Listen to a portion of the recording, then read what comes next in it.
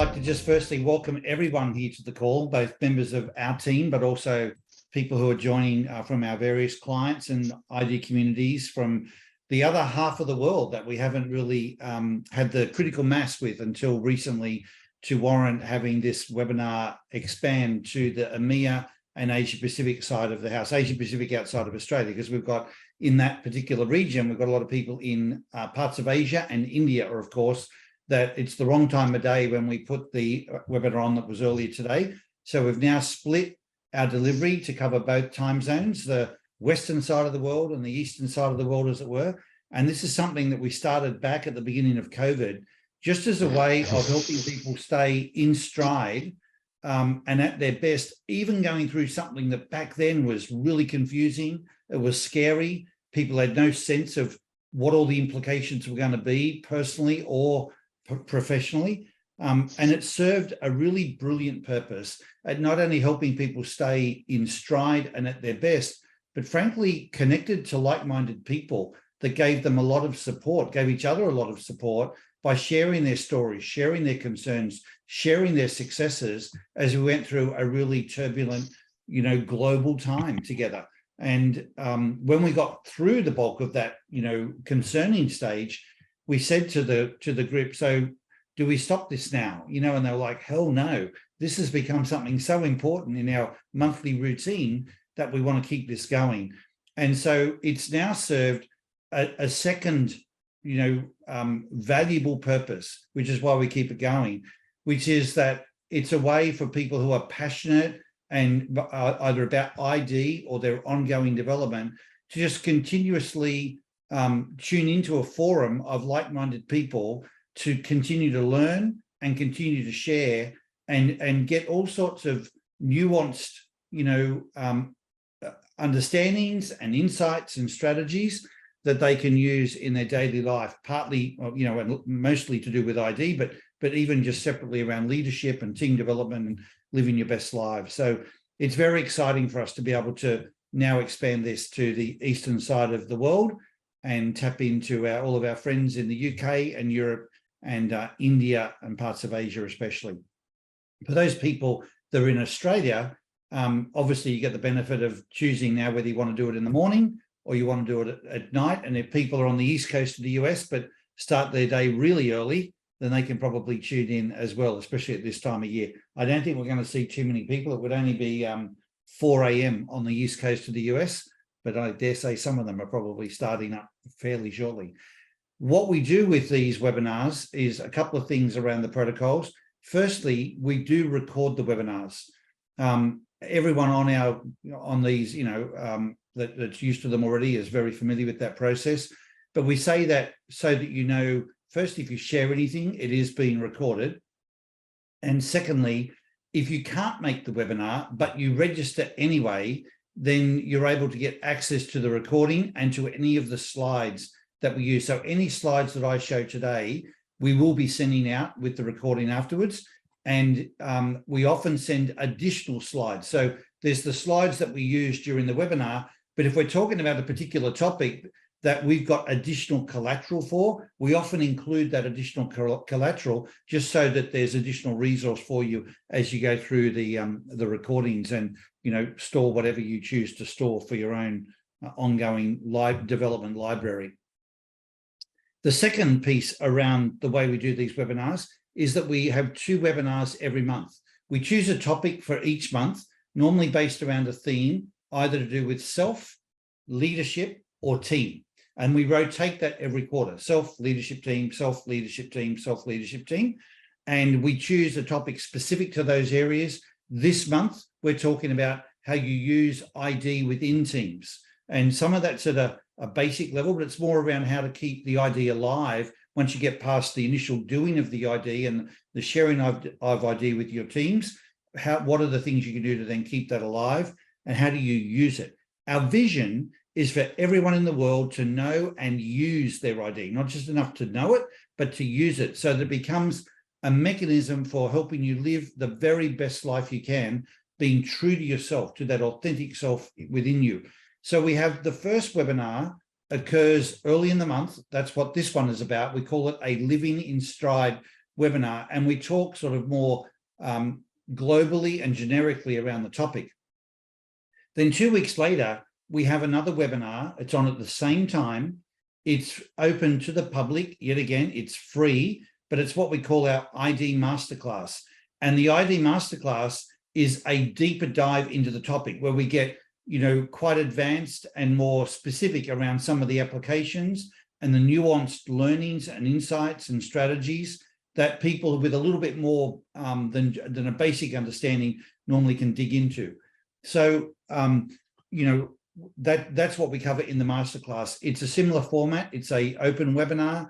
We talk to the topic and we put up some use cases to work through together. Some of them we bring to the table. Some of them will be questions and issues and challenges that you might have that you want to bring to the table as well. So that's the format of our webinars. The Living in Stride webinar at the beginning of the month, and then 2 weeks later, we have the ID Masterclass on the same topic. And then, of course, when we get to the next month, we pick another topic and we do the Living in Stride and the ID Masterclass. So with that, I'll just stop in case any of you have any questions that you wanted to ask before we go further into our webinar today. Just know you're on mute. So if there is anything you'd like to ask, just take yourself off mute. And keep in mind, you can also use the chat to put your questions in chat, and we'll either see them and address them in the meeting, or some of our panel can address them for you in the chat itself. So it's sort of like a dual webinar experience that can happen at the same time, depending on what the topic is. Sometimes that runs away and is very active over there in the chat while I keep, going here live in the webinar. Any questions? All right, so let me call up the slide that we're going to start using today. Hey, Craig, good to see you again. All right, so here come our slides. The topic is using the power of ID with teams. And what we're going to do is cover 2 basic topics. I said in the promo material 6 simple ways to keep the ID alive. Based on some contribution from our earlier webinar today, I've now made that 7. So you'll see 7 on the slide when I show it in a minute. So we're going to talk about different ways to keep the ID alive. And then we're going to dig into the second topic, which are the different ways that people use ID in approaching others, so that when it comes to trying to communicate with them, you get off on the right foot. Because depending on what our ID is, there are various ways we like to be approached. I heard today for the second time the platinum principle. And, people talk about do unto others as you would have done unto you. But what we all know is that that only works if the other person is wired like you. The platinum principle basically espouses the ID principles, which is do unto others as they need done unto them, as their style requires done unto them. So meaning just because you like things done a certain way doesn't mean it's going to work for somebody else. And the ID is the mechanism to really honor that platinum principle. All right, so what I'm going to show you first are just some simple ways to keep the ID alive. And before I show you the slide, I just ask you to think about for yourself, what do you currently do in your team, or even just personally, to keep the ID alive for you, either personally or in your team? Because once I get past showing you the slides and we talk about them a little bit, I'll invite you to share what you do as well. Like there might be things that you can suggest that you've experienced that would be a great contribution to the team. And a lot of innovation comes out of these webinars now. So it would be really good to hear from you if you have some additional suggestions. So please feel free to contribute. All right. So the first slide here are what I said before, 7 simple ways to keep the ID alive. And as you can see here over on the left, the first one is just to put it in your signature. Now, this is something that if you're the only person in your organization that's done the ID, it probably won't mean a lot to anyone else. But if you've got it done in your team, by simply putting it there, it's not that people necessarily know what 8363 is and know how to adjust things, but it keeps it alive. A lot of what clients have said to us is we need something sort of visual to remind us that the ID is relevant and we need to factor that into how we interact with each other. So just putting it in your email signature is something you can set and forget, because if that is part of your signature, every time you send an email, it's automatically populated.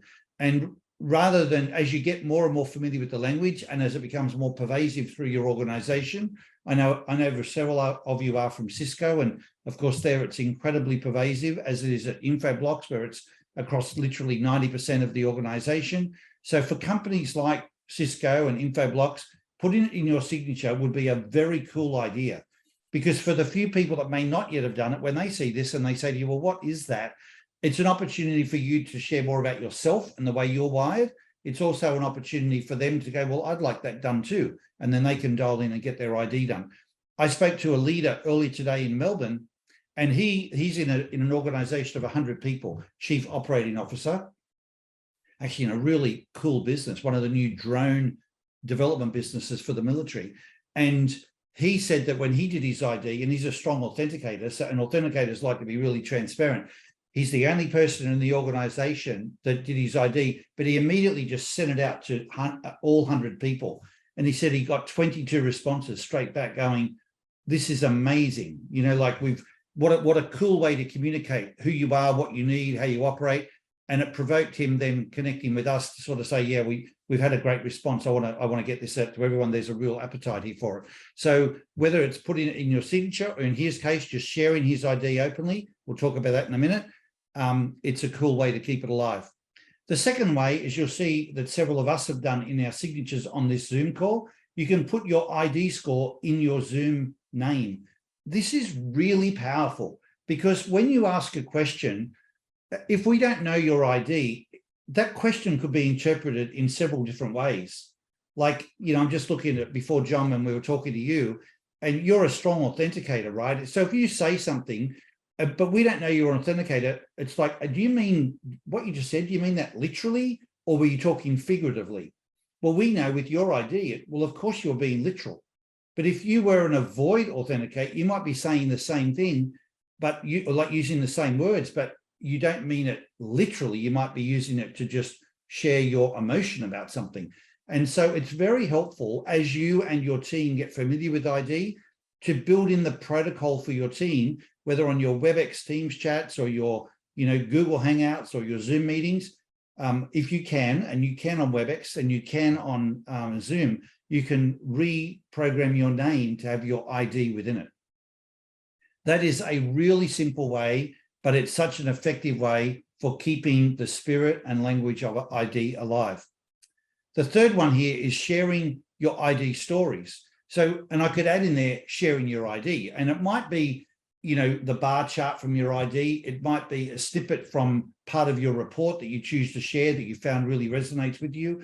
But it could also be just a story, you know, like something might have happened to you today in a meeting that really, you know, was a great learning for you, either about your ID, about someone else's ID, about something that happened in a relationship as a bit of a breakthrough because you understood each other. And when you share that, there's something that happens with the team. They get that, wow, you really care about this human element. You know, you practice what you preach, you share authentically, you share vulnerably, and it helps shift the energy and the culture within a team. So sharing what you learn, sharing various stories that you experience, it's really powerful. And one of the people today on our earlier call said, as a regular practice, she said weekly. I'm not sure whether she meant weekly or, you know, they have weekly staff meetings, which means it might happen like once a month in some cases. But on those staff meetings, they have somebody from the team share a story connected to their ID. And they normally appoint the person in advance. So they'd say, you know, Craig, you're going to be on sharing a story in our meeting, you know, next Tuesday. So think of something you want to come and share with the team. Well, of course, for the whole week beforehand, that person is more vigilant about their ID.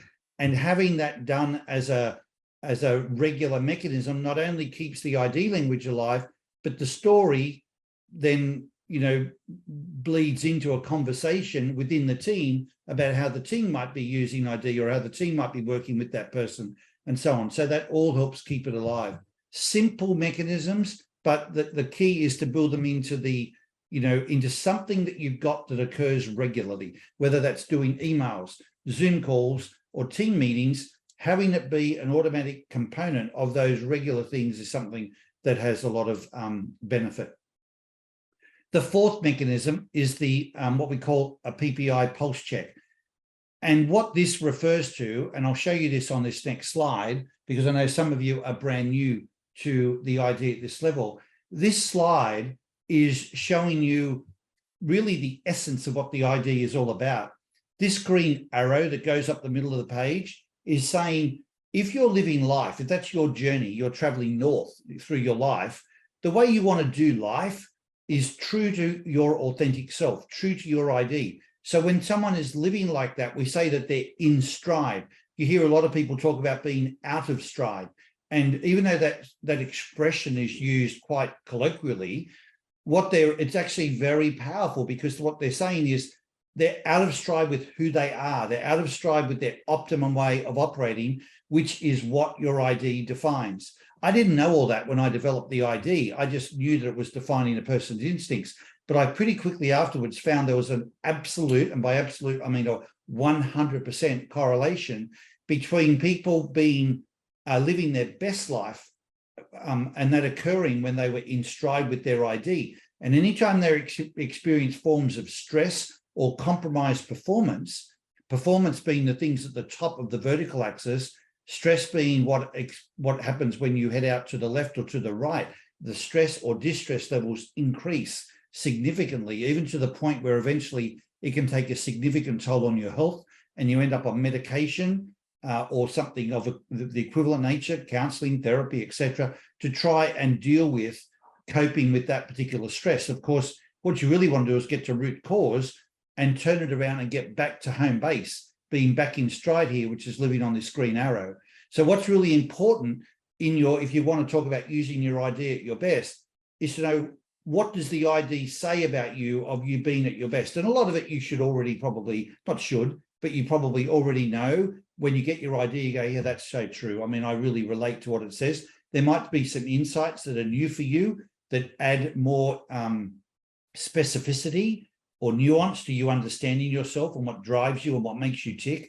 But the more you live the same shape as your ID, so for you, John, that would be a 3844. For, Craig, that would be a 6527. For Julianne, a 7354. You're all different. Whatever your shape is, when you live true to that, that's when you live your best life. And so what we do is, as a mechanism within a team, we ask this question, and we call this a PPI check-in, peak performance indicator, PPI check-in. You can do this on a regular basis. I'd suggest that typically people do this on about a monthly basis. There are people like me that do this on a daily basis with myself. Sometimes you have to do it more often, meaning after one meeting, you might say, gee, I feel like a 4 out of 10 and I need to get myself back in stride. But we ask ourselves the question, on a scale of 0 to 10, 10 being really in stride, living life on that green arrow, thriving, absolutely shining and feeling really energized by the way you're doing whatever it is you're doing.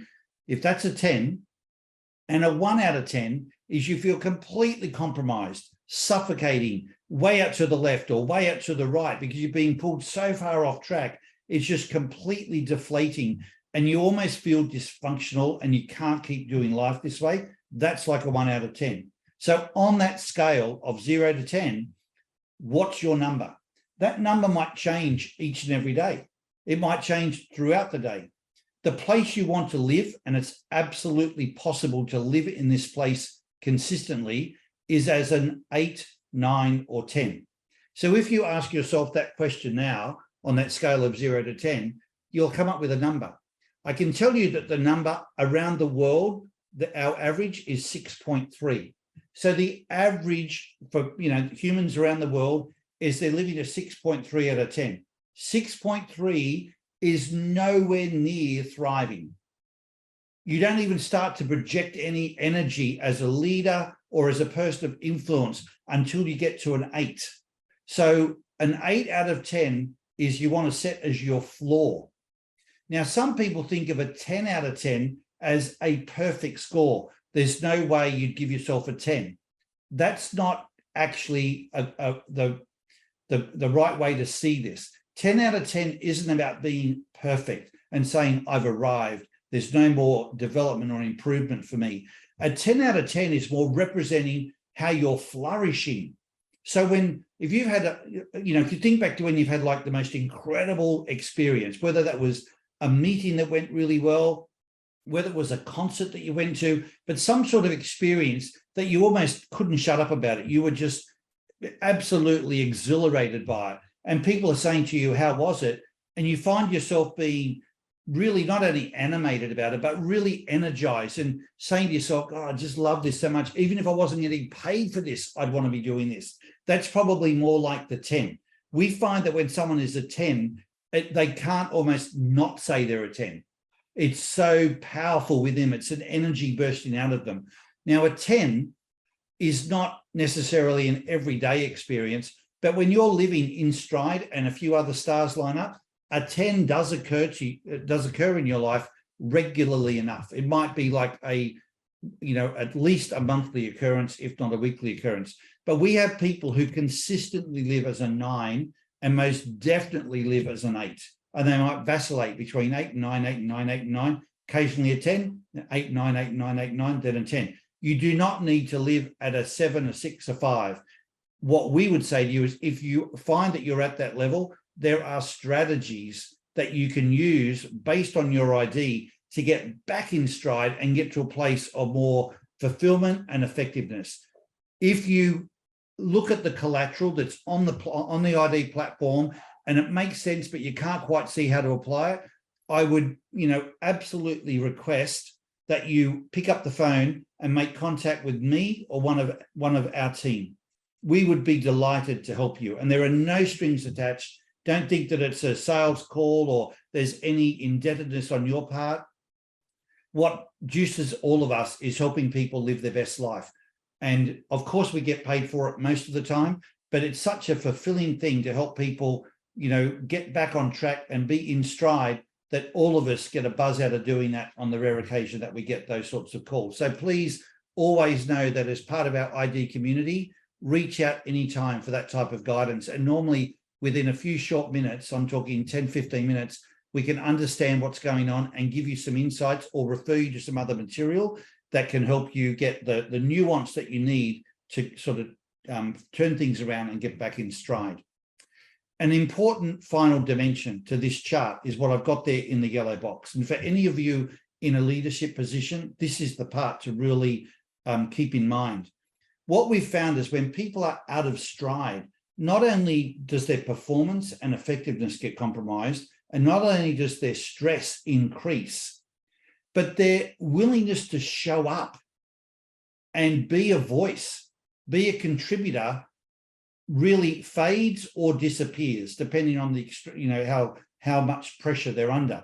So when you talk about, some people say, I feel invisible in this team, or I don't feel that I can speak my truth. I have plenty of things to share, but I'm not sure who I can share them with safely. And that confidence and that courage to speak more openly and more vulnerably then disappears. You end up with a team where that typical passive aggressive behavior starts to appear. And you don't want that. You can't have passive aggressive in the same place as high performance behavior. They don't go together. So if you want your team to feel safe and show up with the courage and the confidence to speak their truth and enter into those real conversations that could otherwise be tricky, but end up doing so safely and effectively, you need your people to be in stride. And that happens when they are at an 8, 9, or 10. So equally, you could say, if someone says in the team, I'm a 6 out of 10, this is a general comment, but depending on how long that's been around for, you could pretty much conclude that you're not hearing or seeing everything that's going on in that person's life right now, because they're probably suppressing or hiding a lot of their truth. And unless you take the time to get to know them and understand them, that's not going to, they're not going to feel safe to speak that truth out there with you. So that's the power. This is what the, almost like the ID framework on a page, not the explanation of each drive, but why is it so important and why has it been so powerful in organizations? Because when two people get to know each other and they feel that the other person understands the essence of who they are, it takes away that brick wall that they put up to protect themselves, and they feel safer to be more vulnerable and more authentic and share their truth, and then stuff gets done. That's why it creates the breakthrough that it does. So when we talk about the check-in, this is something you can do within your team. You could even do this within your family. If something's going on with one of your kids, you could say, and they speak ID, you could just say, well, what's your number right now? You know, what's your PPI score? And they'll just say, honestly, right now, 5. And a 5 for one person might be different for a 5 for another person. That doesn't matter. You just say to them, well, what does 5 mean for you? Now, their 5 might be your 7. Doesn't matter. It's just that it creates a mechanism of common language to have a discussion that can actually go somewhere more productive. And that's the power of this check-in. Leaders that do this, I was saying earlier that for those of you who are from Infoblox, your previous CEO, Jesper Anderson, he did this on a regular basis with his e-staff, and he found it compelling to know this. Like he said, Paul, if I'm going to lead these people, I need to know where they're at. And so we start each of our monthly calls with a pulse check-in, and we just go around the room. It's pretty quick. Say, guys, let's just check in with each other. What's our number? And they put it up on the board so can you see what it is. It speaks to the team dynamic, because obviously if all the numbers in the team are high, the team is probably flourishing. If there are some outliers or there's some low scores, they talk about what's going on. And it's a really safe and non-judgmental way for people to openly share. And he said there's been months where he's forgotten to do it, like in the early days, he forgot to do it. And people would call him out and say, are we going to do the check-in, Jesper? Because I've actually got something on my mind I wanted to share. You know, and it might even be a good thing. Like if they were feeling like a 10, they wanted to share what was going on so that they could, you know, share that with the team. But if there was something that was on their mind or on their heart, they wanted to be able to share that in a constructive and safe way. That process allowed them to do that. And I'd say this is probably the number 4 here. This check-in is probably one of the most powerful things you could do on a regular basis to help get the best out of your team and keep the idea alive in doing so. All right, before I go on, I'll just stop there in case anyone has any questions or comments you would like to make about what I've been sharing so far. Then I'll come back and complete the rest of this slide. I just wanted to offer up one thing, Paul, about you were talking about how ID is kept alive in teams.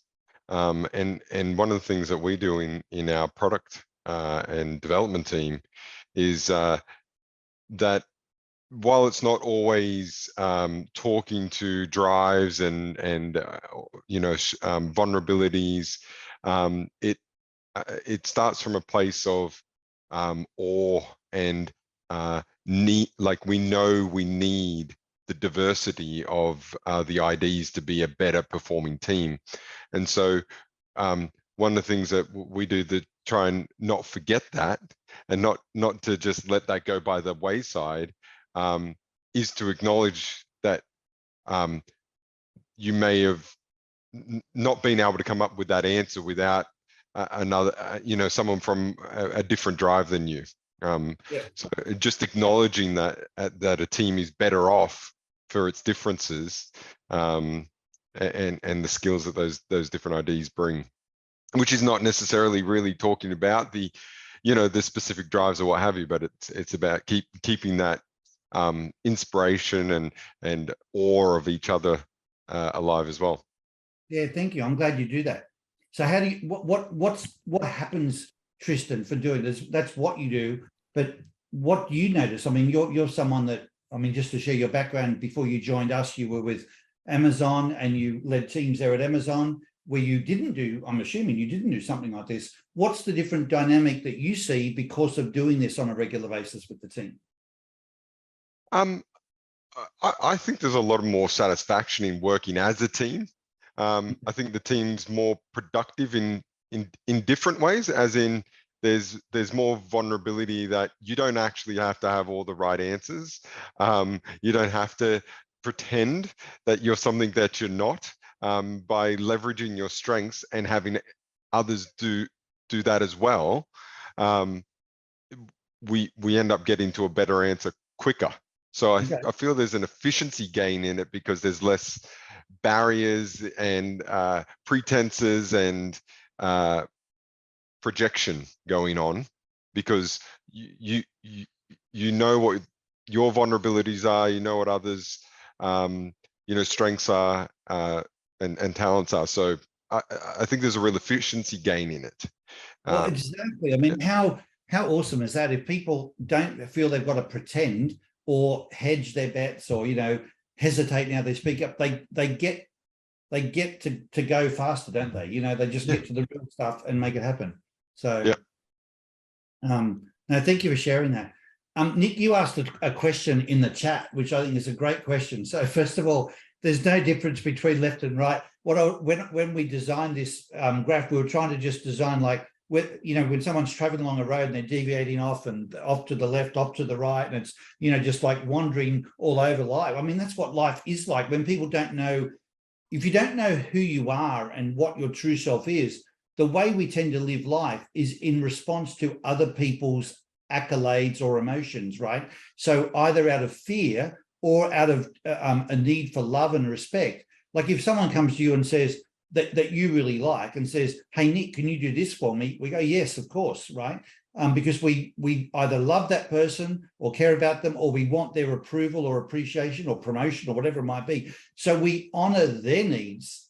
But how many of us have, signed up to things that we start and then we go, oh, why did I say yes to this? Like this isn't exactly what I want. And you've got a great idea of when I think about people that say to you, I'd love to have you on my board, or I'd love to have you join this committee. And you think, oh, sounds exciting, and for someone who's a 2, 6, 2, 8, that 8 and improvise is driven by new things and excitement and possibilities. So they invite you, and just the fact that they've even invited you is a positive, right? So you sort of go, yes, yes, or your whole, even before you mouth the words, your whole face and body is saying yes. So then you get involved. Then once you get involved and you start seeing where they're going, you think, oh my God, how do I would have been better off maybe not saying no, but not signing up for the whole lot, just maybe signing up for one conversation or something. I'm sure you've experienced that type of thing, right?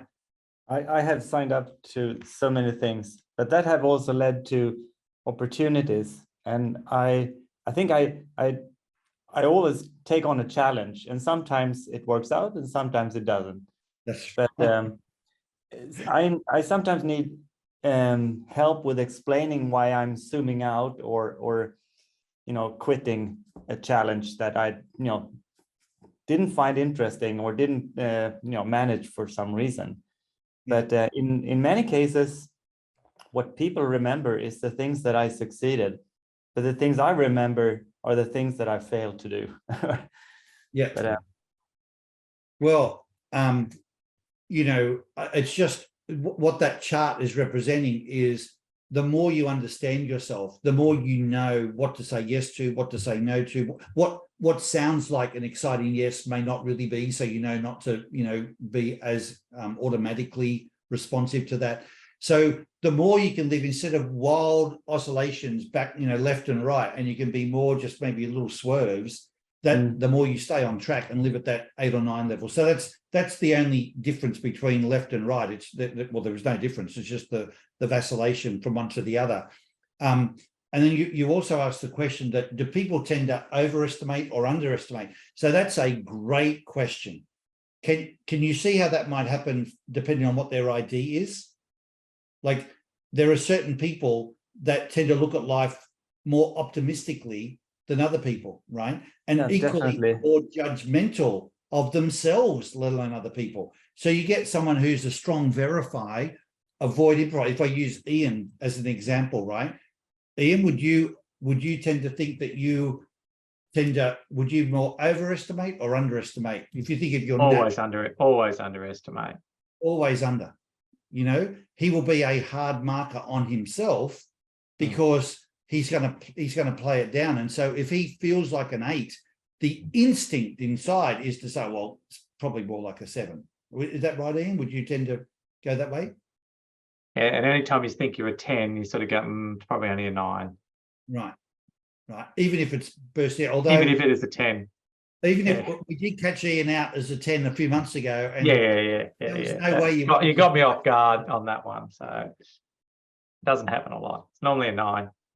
But if you look at someone with your ID, Nick, as an example, or Craig, someone with your ID, you know, anyone with a strong improvised drive that tends to see you don't only see life more optimistically, but you see the possibilities of what that optimism can lead to even more so. You know, it's like the multiplier effect of the optimism. So even when you've got crap going on that might pull someone else down, you still look at the crap going, yeah, but it's an opportunity. It's like you said before, Nick, you know, like, yeah, I took a wrong turn, but actually they do a good thing. So actually it was a good thing, and therefore I'm an 8 or a 9. And it can give a false read sometimes to people, because it doesn't necessarily tell them the whole truth of what was going on in your life 5 or 10 minutes or 5 hours beforehand. Because, and I see that even for myself, you know, there's a lot of stuff that could be going on. But when people say, how are you going? Just even that person and their interaction with you might provoke you out of your crappy situation, you know? So in that exact moment, you've shifted to an 8. But 10 minutes before, you could have been in a very different place, and it can move like that. So it's not so much the number. And Greg, who's one of our master consultants on the call with us today, is really emphatic about this. It's not just the number, it's the story and context behind the number is where the gold is for this conversation. So when I see people do this in a team, and what they do is they share the number and they go, okay, so we've done the check and let's move on to the next topic. I'm like, no, you've missed the gold. The gold was to talk about the numbers, you know, and not just the low numbers, but to talk about maybe someone who's stayed at a 7 for a month now and, you know, it hasn't shifted. I mean, are you going to leave that there, or are you going to challenge them to do something about it? And if someone is an 8, are you going to leave that at an 8, or do you want to challenge that person and think about how, okay, it's great that you're an 8, but that's like someone winning bronze every time in a race, you know, what are you going to do to get to a silver and a gold? Like, is there something else you could do that getting from an 8 to a 9 has the effect that's an exponential improvement? So it's actually like going from 6.3 to an 8 doubles productivity. So does going from 8 to 9. So it might sound like it's only one number, but it has a monumental impact, not just on your performance, but on the influence that you convey, and not influence because of any smart words or actions that you take, but just by your way of living life. You live with a lightness and an inspirational energy that provokes other people to want more of that for themselves and do something about their life. That concept of I'll have what he or she is having. So that's, you know, I think it's incumbent on, particularly on anyone that's in a leadership position, to set the floor at an 8, but strive to be a 9 on a really consistent basis. And then hopefully the stars line up often enough for you to at sometimes be a 10. And then you project the leadership and the influence that it will be inspiring to other people. There are some people that say to us, well, I'm a 7, but it's not really affecting my performance. I'm like, you know, you need to tell that to someone else that maybe would believe that. But we work with people all the time. We see every day the difference between 7s, 8s, 9s, and 10s. And it's so blatantly obvious that there is a big difference between a 7 and an 8. And once a person gets to an 8 and then a 9 and they look back, they see that 7 is like doing life, but it's not thriving in life. And if you want to be the best dad or mum or wife or husband or leader, where you are trying to influence others, even teacher, you know, then you are going to save yourself a lot of hard grinding work and come from a place of much more natural energy if you get to an 8, 9, or 10. Paul, I'd Greg. love to give something to Nicholas. It popped out when he was speaking. And you mentioned it earlier that you always want to give things a try, right? And so you say yes and you give it a try. And then you said the thing that's tough is that you feel like you remember when you failed. And I'd just like to offer a reframe on that. Remember, you tried it to see what it would happen, whether you'd like it, whether it would work. So you already succeeded because you tried it. You didn't set it up to make it work. You tried to see whether you wanted to make it work. You can't fail in that, right? You're moving on to the next thing. And one of the gifts you bring is moving on to the next thing. You bring the gift of, all right, well, let's see. That's not kind of going where I want. Let's go here. And I think you might lighten up on yourself a bit instead of calling it failing, go, oh, good. Found out that's not it. You know, I found out that doesn't have it. because your gift you bring is you get some sense that 2 and the 8 together, those truths, you're in it's a logarithmic scale. You're out on the edge, right? You're picking up stuff most people don't pick up. You got to really trust that dude, because they don't know. Yes, your explanations need to be kind, but don't belabor it too much. Move on to the next thing. That's the gift you bring. I hope that makes sense to you. You're on mute, Nicholas. It makes a lot of sense. Thanks for pointing that out. I'll bring that with me. All right. Craig, with what you do, I was just going to ask you, do you do this check-in? Is this something you've used yourself? No, no, Paul. But yeah, just listening to it and all the rest of it, it's like I've put a note and said, yes, I will start using it, because I think it's valid. And as you know, a number of the leadership team have done this.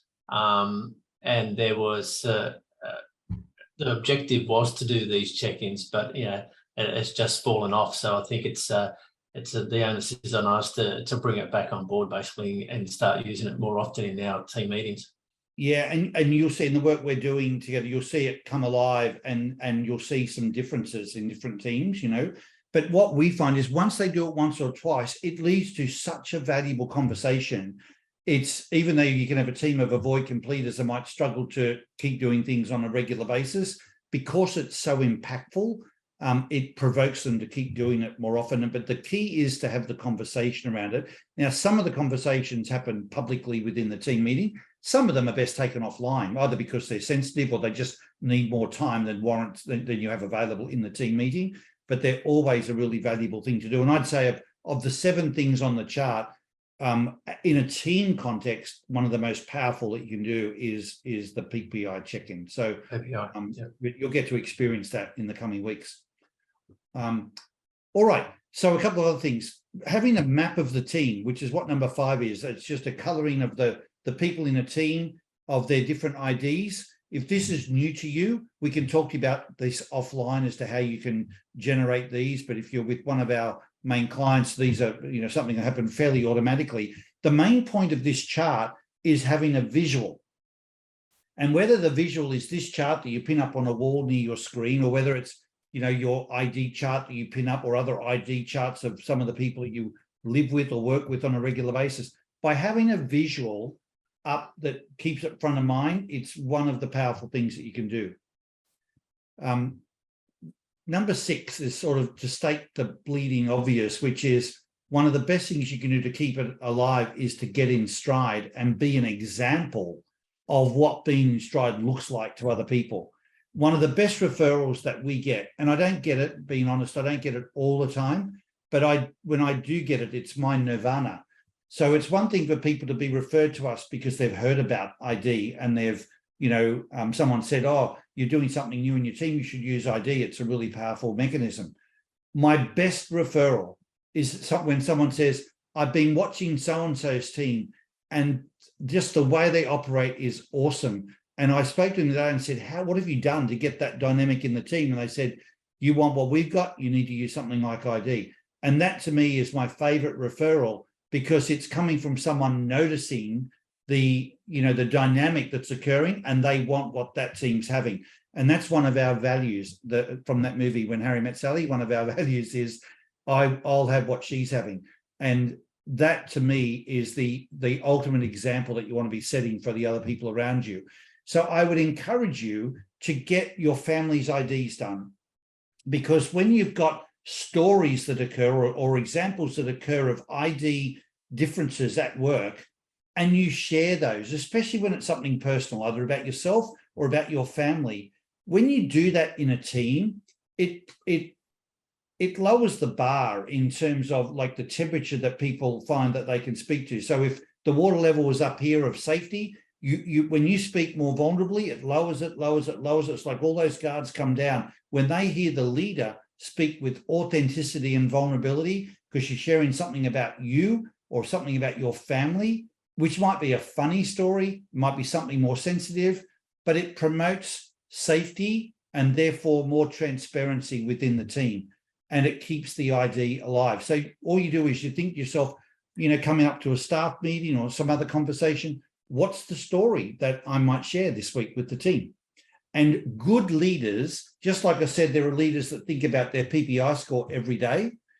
Good leaders also think about their stories. When someone says that so-and-so is a really good storyteller, sometimes, yep, they might be a natural storyteller. But there are a lot of leaders where storytelling is a very intentional thing. They could speak like a business person to a slide, or they can tell a story. And a lot of them very intentionally shift to storytelling. And the same applies to sharing the story about your ID. And then the number 7 here, the final thing I'll share is sharing some of the specific tips or strategies that are out of your own ID collateral from our ID platform. So it is filled with insights, strategies, and now in the upgraded model, new coaching tips that relate to your ID or the IDs of people that are within your ecosystem. And you might just grab one of those that really resonates with you, maybe for where you're at or in this role, or, you know, that they want the team to understand about you this week. So you might just highlight that at the top of your email. It might just be something you put under the subject area of an email to promote a message to your team about, hey guys, when you're working with me, keep this in mind. And next week, there might be something else. You could even put that in your email signature and you can change it up. But there's all sorts of insights there that could provoke what you might want to share with the team. It might be something from a story, like a one-liner that you decide to share. But there is a lot of collateral that you can draw from to help keep the ID alive, let alone actually dialing in and using the, we call it the collaboration engine, but you can use the platform to look up people in your organization and see what their ID is, and then adjust your approach according to their ID. So you can use the platform that way, but you can also use it to extract some of those tips and strategies and put them into your conversations or into your communications with those around you. So anything there that anyone wants to either ask questions on or react to from what I've shared for 5, 6, and 7.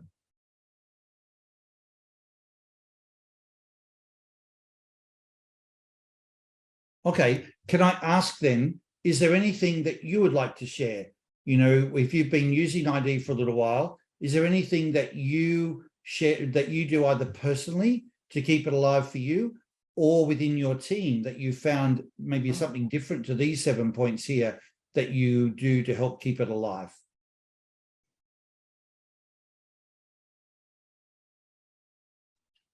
Yeah, I'll share, Paul.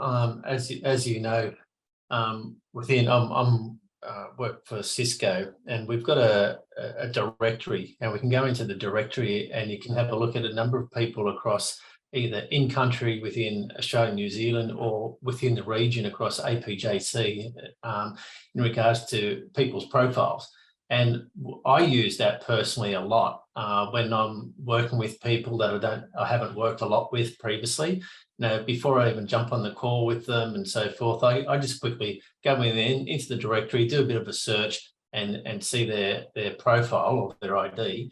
And then I can adjust accordingly in regards to the conversations, my expectations and so forth, because, you know, I'm high improvise, and maybe I'll jump on a call with someone that's, you know, very low improvise and very high, you know, verify. So then I can adjust expectations around that sort of, you know, project engagement, whatever it may be. So that's just an example of, you know, I try to use it in that particular way.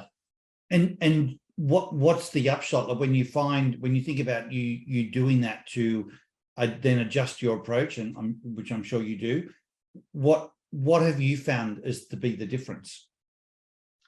I think it's in some instances prior to that, you know, my approach is my approach, and then, you know, the expectations is that particular person would adjust to somewhat my approach.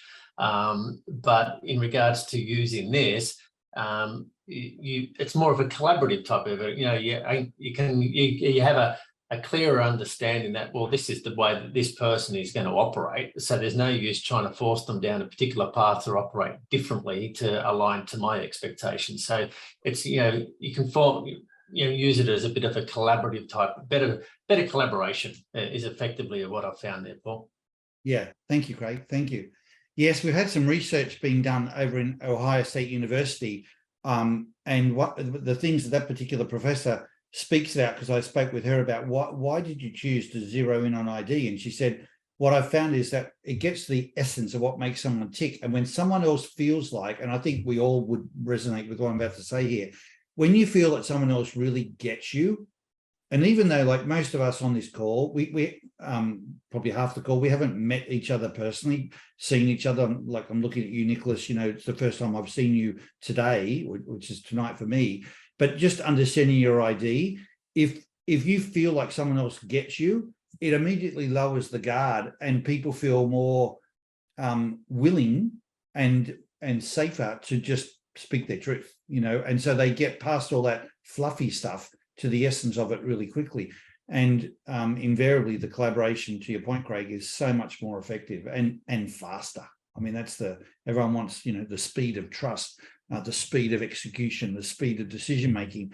Well, of course, if you can get past all of that protective language and get straight to the essence of it, you're going to get there a lot faster. So my story is that I haven't really kept the idea alive, and this is my attempt to bring it back to life. Good. How long ago did you do your ID, Nick? I did it like 2 years ago, I think. Okay. And in my team, my manager have encouraged us to do it. Not everyone has, but we have so different roles.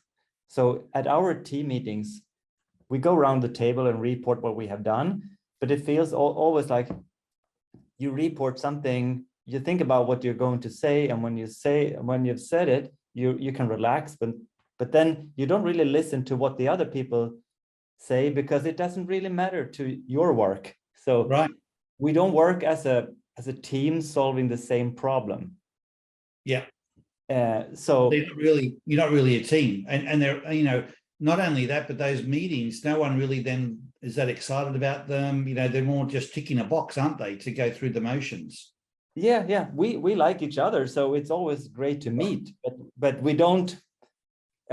Some of us have more in common than others. I have a role that, well, my day-to-day job doesn't impact other people that much, but the end result does. So I think that they should be more interested in what I do and collaborate with me. And I really think that this model could help us achieve this. So I decided to, well, let's try to bring it back to life and, you know, refresh what I've learned and so forth. So before this meeting, I took like half an hour to read my ID report and you know, scratch my head and think, what was this all about? Yeah.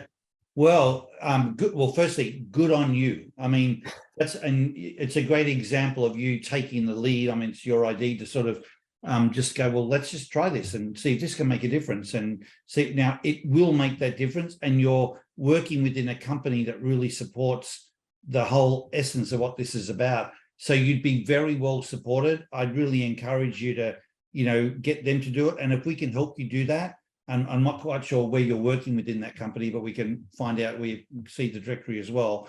But we can maybe give you some of that help as well. So I'll have a look at that when we finish the call and see if there's just where you land, whether there's something we're doing, you know, around you that could actually become additional value for you as well. But good on you, and stay connected. We do the masterclass in a couple of weeks. We'll dig into this even more. And if there's people you know that you think could benefit from coming along, invite them along. We send the invitations out to everyone, and obviously over time we'll build up an increasing momentum with these.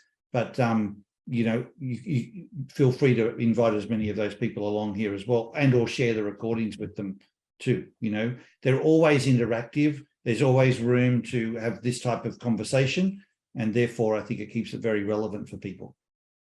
Hey, Nick, do you have the IDs of the other people that you're meeting with regularly that you don't necessarily work with? Do you know their IDs?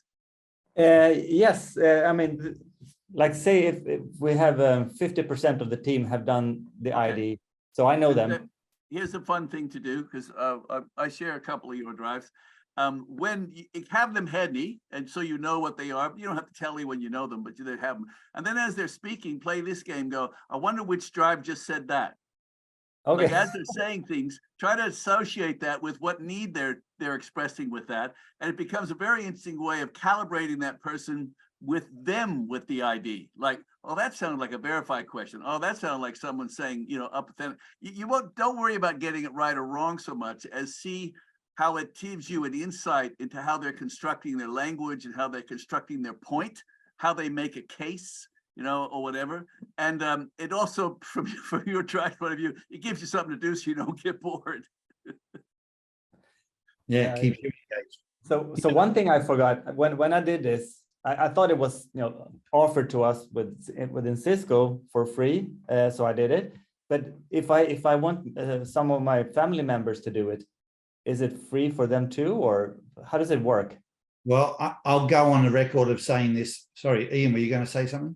I was just about to say we have arrangement where basically we can give a link and we have a discounted price for family and friends that we can provide to you, Nicholas. So we can get that to you. I think it's not like I think it ends up $59 US is the price. Yeah, I think that's the price. I'll just top of my head, but if you're interested, I can get the link to you. That's no problem. I'll send it to you. And my second question is, do people redo the ID to see that it's still the same? Because when I did it, I must admit that after answering all the questions, I started to think about, well, did I really answer that question honestly? Is that me? Or, I mean, is my ID really my ID? Or was I pretending to be someone and got a slightly different ID, or an ID that is more the person I want to be? What you're really asking is, are you really as crazy as the ID said you are? Yeah. Do people do this again? There are people that redo it because they are verifiers typically that want to just verify whether they're still the same. People like you might ask the question, but go, you know what? No, that's who I am, and I'm happy with that, and they leave it alone. If ever you want to redo it, you're very welcome to redo it. But what you will find is that your instincts are your instincts, and it will come up and it will sum up. It'll say you're a 2628, and you might be in a different role, even a different relationship, but the fundamental essence of who you are will always be who you are. And I think you would see that when you compare yourself to other verifiers or whatever, you would see that you're quite a different person. When I read my report today, I recognized like 99% of it, so I feel comfortable. Yeah. And show it to a family member, a spouse, or someone that knows you really well, and that's often a great way to get it validated as well. Even things that you may think, is that really quite right with me? And then they look at it and they go, that's exactly right. And you go, oh, I didn't think it stood out quite so much. So folks, with that, we've just hit the top of the hour, and we're out of consideration and respect for everyone, we'll close the call here. There is some material we didn't get to cover. We will get through it when we do the ID masterclass, and that was on how to approach each other. I will include it in the deck that we send out with the slides, so you'll see some of the slides on communication, but we will actually dig into it with some additional examples and use cases and so on, and some of your challenges. So if you do have team challenges, you want to bring them into this meeting and talk them through with this group you'll probably get to know over time, please feel free to do that. We have a lot of fun with it, and I'm sure you'll soon get that experience as well. Have a great rest of your day. Thank you to everybody for being on the call, and we look forward to seeing you again a little later. Take care.